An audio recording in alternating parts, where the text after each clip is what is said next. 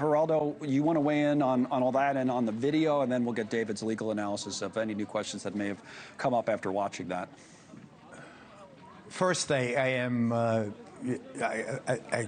agree with everything that Brian said about his assessment of the protesters and their frame of mind. I don't like that they're interfering, the protesters interfering with the lives of those people who are not engaged in these demonstrations, stopping traffic, blocking sidewalks, and so forth.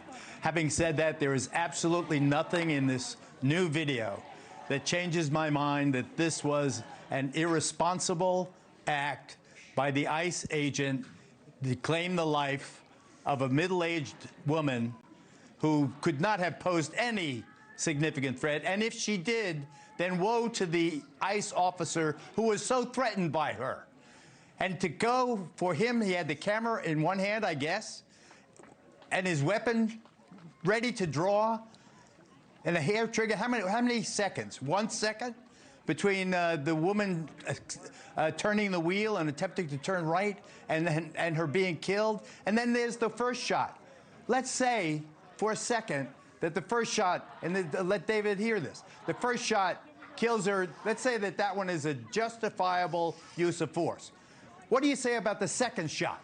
What do you say about the third shot as she drives past and she's not even facing the officer who is so allegedly in fear of his life that, this is of course he would use deadly force. Bam. All right, you get that one. Bam in the side, then bam again. I don't buy it. Nothing has changed my mind.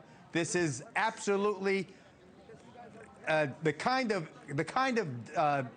incident that should cause federal authorities to reassess this absolutely insane posture that has declared war on half the country and set one side against the other for no reason. For no reason. The border is closed. You'll get to the undocumented immigrants in the country eventually. You sort them out. You do something about it. But now a middle-aged mother of 3 children is dead.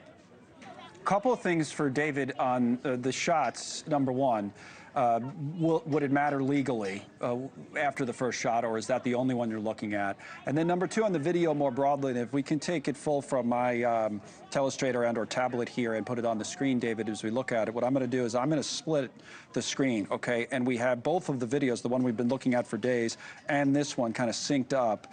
I'll do some pausing in the middle and try to look at it, because here is one of the things that stood out. And David, start speaking right now. What stands out to you? Here's the officers approaching, okay? We see them here, and this is when the woman with her is going back towards the car. No reverse lights yet. What stands out to the videos, and what about Geraldo's points about multiple shots?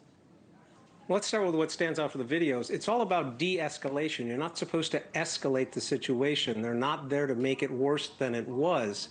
If they wanted her to leave, they told her to get out of the way, then all of a sudden they changed their mind. And by approaching the vehicle and engaging with them the way they did, they escalated it. They didn't de-escalate it. And that, in part, is what caused what happened here. As for the shots, it raises more questions for me. My questions are different than Geraldo's. Is she really running into him?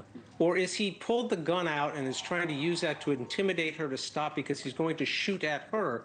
So then it becomes critical to me in my examination from a legal perspective, which shot was it that killed her? If, as Geraldo pointed out, it's the first shot, then there's no need to fire the second and third, but that just shows what a reasonable agent would do and plays into, was he using self-defense. What about when the wheel's turning? You see what I'm showing you right now? When there's the wheel turning, he's in front.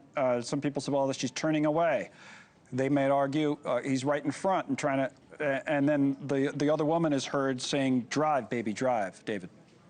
Well, it's not helping that the other woman is saying, drive, baby, drive. And she is, turning the wheel and trying to get around from in front of him. And so then we get into the question of self-defense. Did he have a duty to retreat if he was defending himself against the imminent use of force?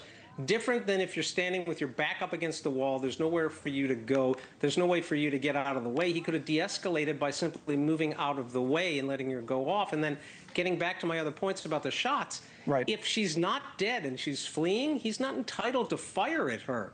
those additional 2 or 3 shots as she's going away. So ballistics are important. The autopsy is going to be important to determine which one of these shots did her in. I think that this new video, to me, raises more questions than answers. Thank you for watching. Subscribe below and download our NewsNation app right now on your phone, and you will get fact-based, unbiased news for all Americans.